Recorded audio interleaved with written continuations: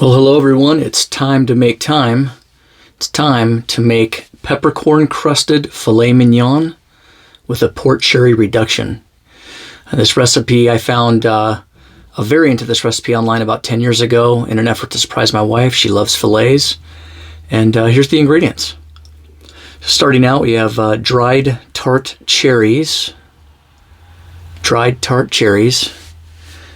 Carrots, of course. And the lower left portion of the screen is dried rosemary.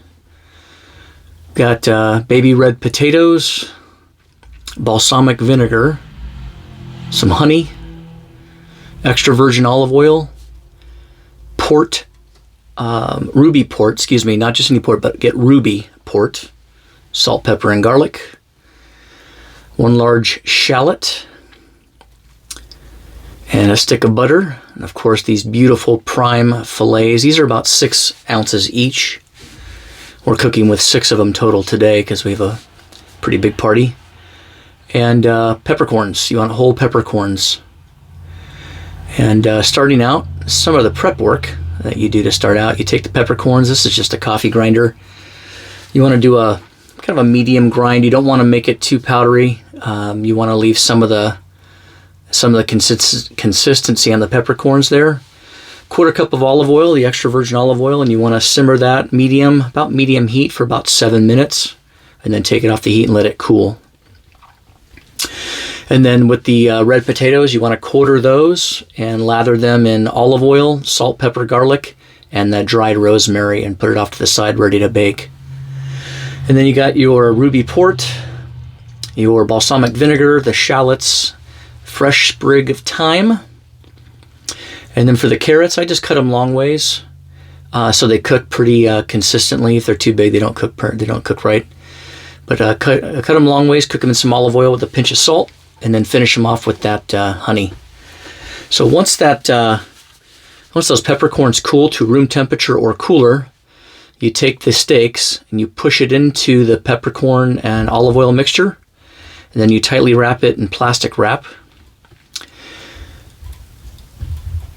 And then, again, you don't want to do this. You want to make sure that at minimum, that the peppercorn on olive oil mixture is cooled to at least room temperature, if not colder. Wrap those up nice and tight. And then once you're done and you get them all compiled together, you want to put those back in the fridge for about an hour so they can kind of set up. And then we'll move on to let's start cooking the potatoes. The potatoes take about 45 minutes to an hour. I have a pretty good size, pretty good amount here. So about halfway through the cook, maybe 20 minutes in the cook, I'll take the meat back out of the fridge, and you want the meat to come to room temperature. Don't cook your steaks cold. They won't cook properly. So bring them up to room temperature before you cook them. Get your cast iron pan really hot, like smoking hot, with your about a tablespoon or 2 of olive oil.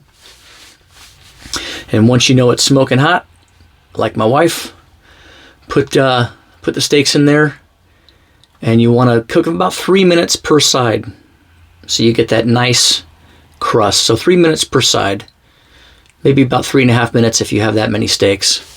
Once you get that desired crust on one side, turn them over, cook them again for another 3 minutes, maybe 4, again if it's a large amount. And then you take the entire pan and you put it into a preheated oven. This oven's at 490 degrees, and you want to go for about 4 minutes. As you're heating up your sauce, you want to let it reduce to about half, and those cherries are going to absorb a lot of that juice. Saute your carrots where they're not mushy, but they still have a little bit of a crunch left to them. And then just use some time management on this. You want to look and see, you got a couple minutes left on the potatoes, maybe a couple minutes left. I set the timer here for the steaks because you want to have everything kind of out at the same time. And then with the sauce, you want to finish the sauce with about a half a stick of butter. Really adds a nice creaminess to it.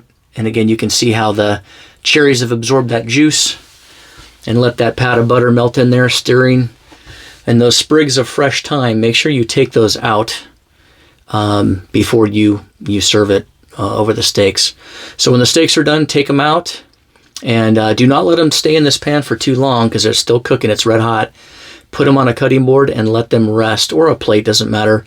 But you want to let these steaks rest for at least 5 minutes before you slice into them. And then here's the plated version. You take the cherries, use as much sauce or as little sauce as you want, and enjoy. Here's the recipe for this delicious dish. And if you like this video, please hit that subscribe button, and we'll see you on the next one.